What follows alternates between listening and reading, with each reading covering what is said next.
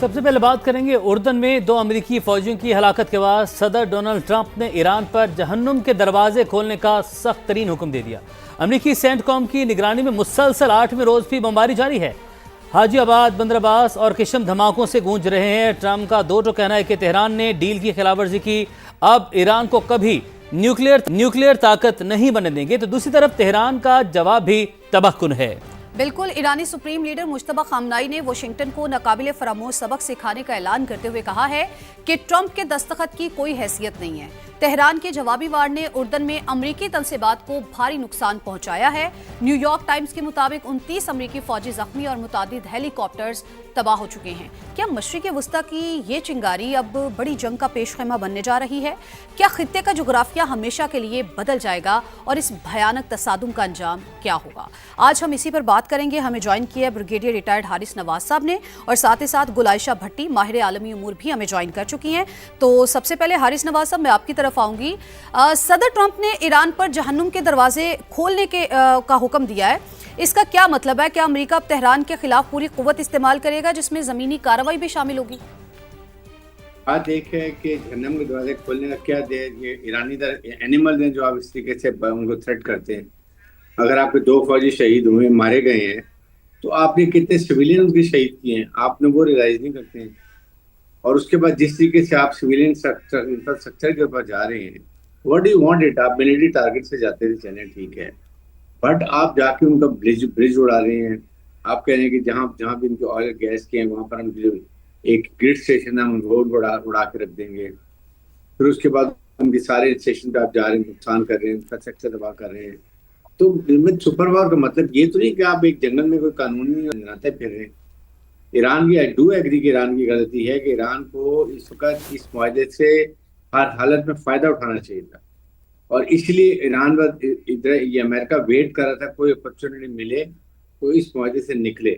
और वो उसको हमेशा से इसराइल उसको प्रम्प कर रहा था कि आपको ये नुकसान है, ये उसका सारी दुनिया बात कर रही थी कि total Iran is beneficiary out of this मुआहदे के से, क्योंकि उनकी सैंक्शन रिलीज हो रही थी, उनके एसेट रिलीज हो रहे थे, उनको जो था ऑयल और गैस बेचने की मार्केट की प्राइस के ऊपर इजाजत मिल गई थी। $300 बिलियन के भी उन्होंने कहा था हम ये डेफिनेटली की पूरी करेंगे, दूसरे मालिक के लेके देंगे। What else Iran wanted? लेकिन ईरान ने जो गलती की वो ये थी कि उन्होंने सऊदी अरब के और कतर के जो शिप्स है वो अगर स्ट्रेट ऑफ हॉर्मुज में आए तो उनके ऊपर उनको नुकसान पहुंचाया ड्रोन फायर करके, जहाँ से ये एस्केलेशन हुई।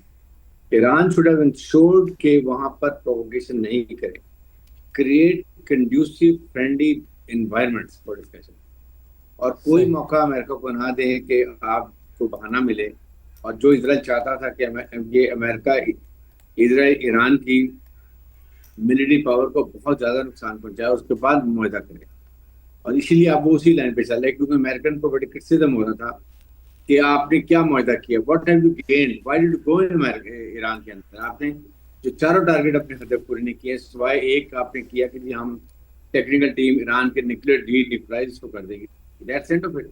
बाकी सारा ईरान को फायदा। तो ईरान को चाहिए था कि तहम्मुल को मुजाहरा करे, और अभी जो उनका इजराइल का प्लान है और अमेरिकन का प्लान वो ये है कि वो मजबूर कर इतना ज्यादा ईरान के ऊपर जा रहे हैं, उसके सिविलियन टारगेट्स के ऊपर जा रहे हैं, मजबूर कर रहे हैं ईरान को कि रिटेलिएशन में वो कुवैत, बहरीन, कतर, इनके टारगेट यहाँ पर जाए, नॉट ओनली मिलिट्री टेररिस्ट्स के ऊपर इनके जो अमेरिकन हैं, बट अगर वो जाते हैं ईरान के जहाँ पर ग्रिड स्टेशन के ऊपर, जहाँ डीसैलिनेशन के ऊपर, तो फिर अमेरिकन भी वहाँ, ये ईरान भी वहाँ पर जाएगा, और इससे एस्केलेशन बहुत ज्यादा बढ़ जाएगी। सही।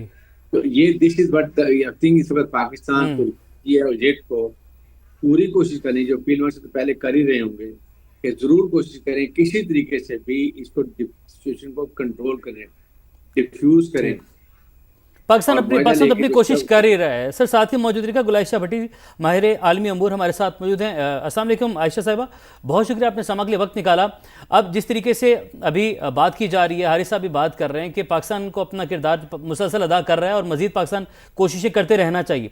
पाकिस्तान तो कोशिशें कर रहा है, बाकी जो आलमी ममालिक हैं उनका रोल भी अब ज़ाहिर है ज़्यादा बनता है, क्योंकि अब शिद्दत पहले से ज़्यादा जो है हम देख रहे हैं कि आती जा रही है, हर गुजरते दिन के साथ बढ़ती चली जा रही है। तो क्या समझती हैं अब आप, ये मामला किस तरफ जा रहा है? ज़्यादा एस्केलेशन की तरफ मामला चलते जा रहे हैं? बहुत शुक्रिया मुझे इनवाइट करने के लिए। मैं इसको देखती हूँ कि जिस तरह से हम जियो पॉलिटिक्स में गेम ऑफ चिकन देखते हैं, ये एक थ्योरी है जो ये कहती है कि दोनों पार्टी जो हैं वो एक दूसरे को इतना अल्टीमेट डिस्ट्रक्शन देना चाह रही है कि वो चाह रही है कि who is going to blink first.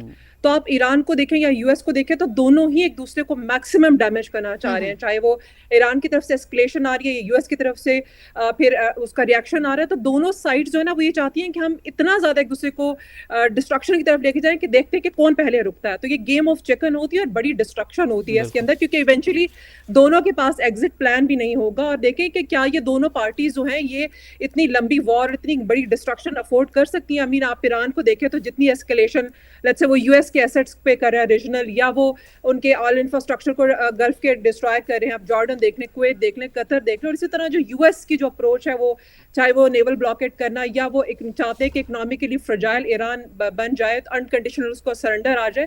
तो ये दोनों पार्टीज जो चाह रही है ना वो पॉसिबल नहीं है। तो कहीं ना कहीं बीच का रास्ता बहुत जरूरी है, अदरवाइज इस गेम ऑफ चिकन में ना कंप्लीट डिस्ट्रक्शन दोनों साइड की होती है। और जो आप देखें कि ईरान को अगर आप देखें तो आपको लगता है कि क्या उनकी जो पॉपुलेशन है, स्पेशली आप देखें ईरान जो पब्लिक है ईरान में, वो जनवरी तक कितना अगेंस्ट थी अपनी हुकूमत के। अगर आपको याद हो तो कितने प्रोटेस्ट हो रहे थे, इन्फ्लेशन बहुत ज्यादा थी, सालों से सैंक्शंस में रह रहकर कितनी बुरी तरह ईरान की इकोनॉमी डिस्ट्रॉय होगी। तो अब अगर इनको थोड़ा सा एक साई ऑफ रिलीफ मिला था तो मेरा ख्याल है कि इनको उसके ऊपर बड़ा वाइजली प्ले करना चाहिए था। जब आपके ऊपर सैंक्शन रिलीफ हो रही थी या आपको कुछ ऐसी सपोर्ट इकोनॉमिकली मिल रही थी जिसमें आप थोड़ा सर्वाइव कर सकते, तो एक मौके पे आके आवाम साथ तो खड़ी हो गई और आप वो कार्ड प्ले भी कर रहे हैं नेशनलिज्म का। लेकिन वो कब तक ना, इवेंचुअली वो कहेंगे कि ये जंग अब कब खत्म होगी। और आप अगर अमेरिका को देखते हैं तो वहां पे भी अमेरिका भी फेस कर रहा है, इंटरनेशनली भी हम जो ग्लोबल प्राइसेस ऑयल की देख रहे हैं। देन उसके बाद अभी जो जिस तरह से ये जो बॉडी बैग्स जाएंगे ना अमेरिका में, तो वहां पे भी जो पब्लिक है वो मिस्टर ट्रम्प से पूछेगी कि आप जब इलेक्शन जीत कर आए थे तो आप तो पिछली सारी हुकूमतों को क्रिटिसाइज करते थे कि ये लोग जाके मिडल ईस्ट में जंगों में इन्वॉल्व हो जाते हैं, तो मैं तो जंग में बिल्कुल नहीं जाऊंगा। और आपने वही किया जो आपके जो प्रेडिसेसर्स है वो ये करते रहे।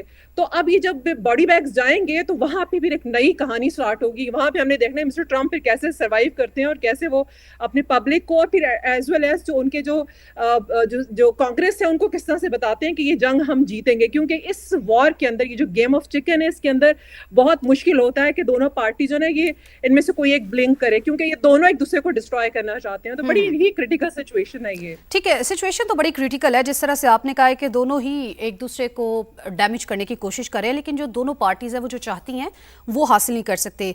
ब्रिगेडियर साहब मैं आपकी तरफ आऊंगी। जिस तरह से हम लोग बात कर रहे हैं, अमेरिका जो है वो हमले तो कर रहा है, निशाना तो बना रहा है, चाहे वो फ़ज़ाई दिफाई निज़ाम हो या फिर मिसाइल तनसीबात हो, उसकी जानिब से निशाना तो बनाया जा रहा है। लेकिन जो ईरान है वो भी तो आगे से रिटेलिएट कर रहा है। लेकिन अगर हम इस को फौजी नुक्ता नज़र से देखें तो क्या अमेरिका जो है ईरान की फौजी ताकत को मफलूज करने में कामयाब हो रहा है, या फिर ईरान अब भी हमें ये समझना चाहिए कि उसमें इतना दमखम है, इतनी सलाहियत है कि वो अमेरिका को कोई सरप्राइज दे सकता है आने वाले दिनों में? Iran is very certain. उन्होंने काफी ज्यादा पहले भी ईरान को सरप्राइज, अमेरिका को सरप्राइज दिया।